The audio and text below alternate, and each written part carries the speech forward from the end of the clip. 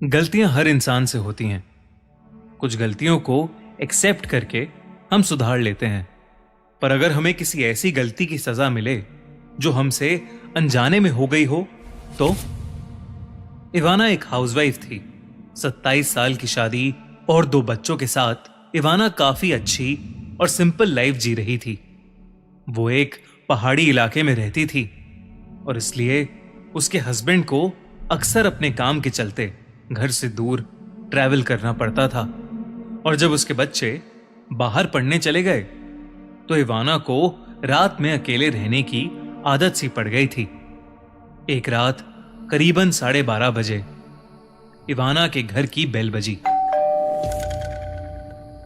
इवाना थोड़ी सहम गई, क्योंकि उसके इलाके में इतनी रात को कभी कोई किसी के घर नहीं जाता था। इवाना घर के मेन डोर तक पहुंचकर गेट की जाली से बाहर देखने लगी, लेकिन गेट के बाहर उसे एक छोटी बच्ची दिखी। उस बच्ची ने फटे पुराने कपड़े पहने हुए थे और उसके बाल बिखरे पड़े थे।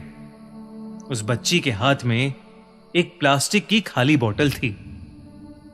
इवाना को इतनी रात में एक छोटी बच्ची का गेट पर आना काफी अजीब लगा, तो इवाना ने बच्ची से पूछा कि वो कौन है और इतनी रात को वो उसके घर पर क्या कर रही है।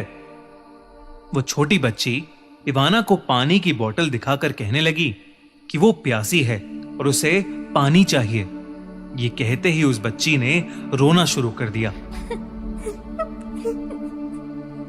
उसने इवाना से कहा कि उसने सुबह से पानी नहीं पिया है। एक छोटी बच्ची को रोता देख इवाना को उस पर तरस आ गया।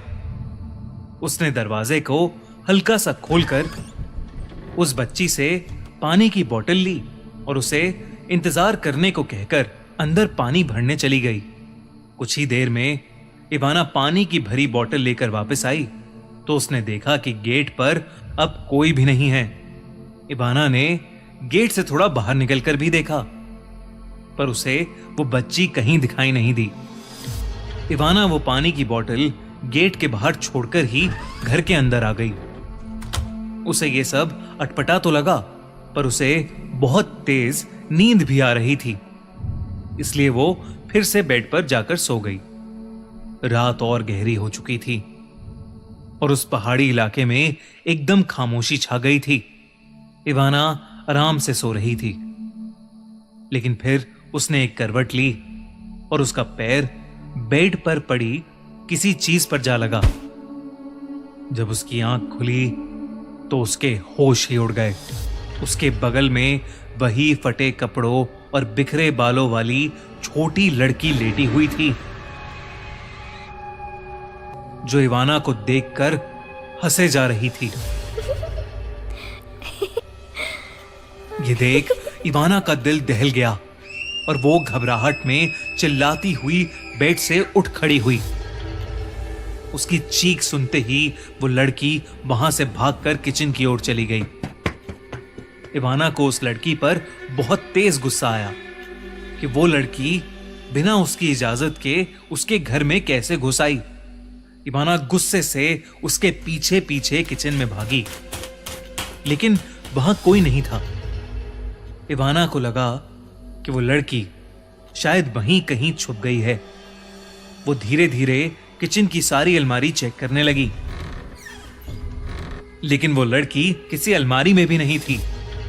इवाना को कुछ समझ नहीं आ रहा था, लेकिन अब जो होने वाला था उसका तो उसे बिल्कुल भी अंदाजा नहीं था। अचानक किचन की लाइट्स फ्लिकर करने लगी और किचन की सारी अलमारियां खुल बंद होकर बजने लगीं। अलमारी से एक एक करके सारे बर्तन नीचे गिरने लगे। एक चाकू तो इवाना को लगते लगते बचा। इवाना शॉक्ड थी और सुन्न होकर अपने सामने घट रहा वो अजीब हादसा देख रही थी।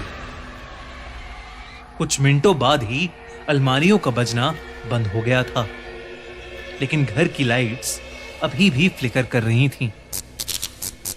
अचानक किचन सिंक से काले रंग का पानी नाली से ऊपर निकल निकल कर आने लगा और तभी इवाना को अपने पीछे से उस छोटी लड़की के हंसने की आवाज आई। वो मुड़ी तो उसने देखा कि वो छोटी लड़की इवाना की घबराई हुई हालत देखकर जोरों से हंस रही थी और ताली बजा रही थी।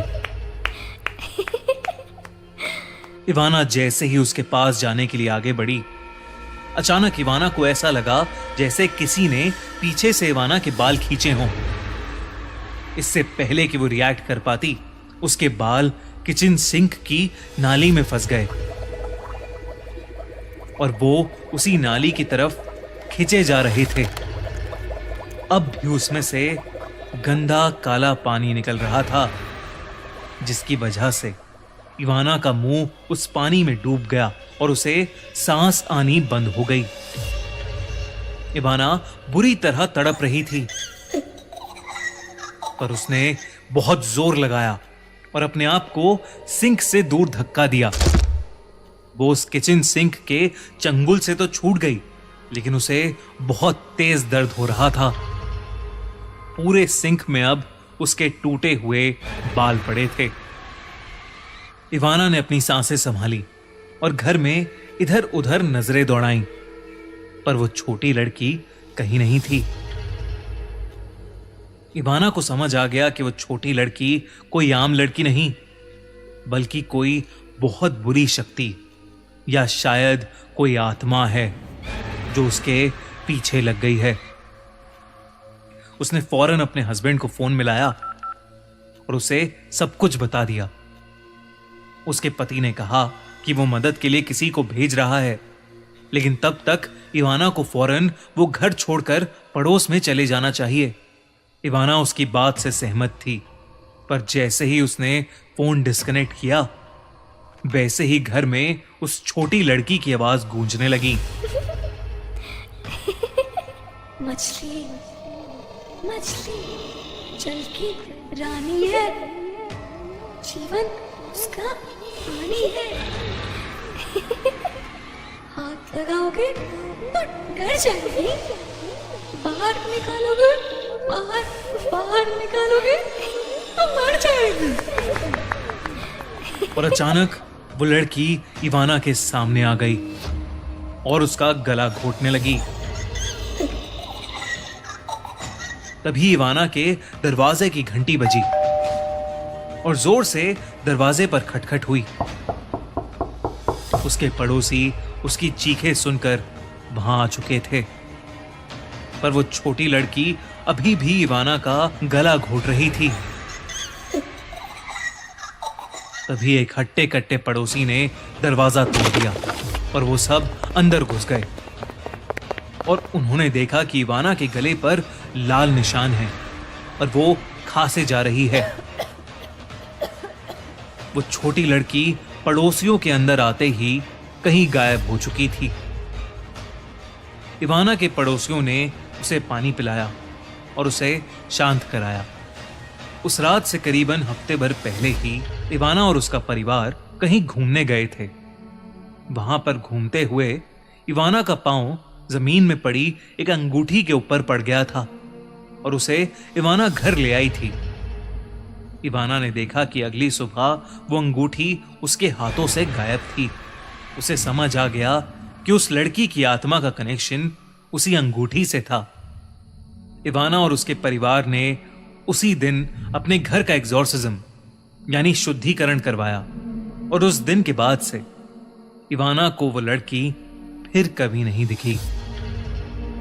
पर अब इवाना रोज रात को अनजाने में हुई गलतियों की माफी मांग कर सोती है।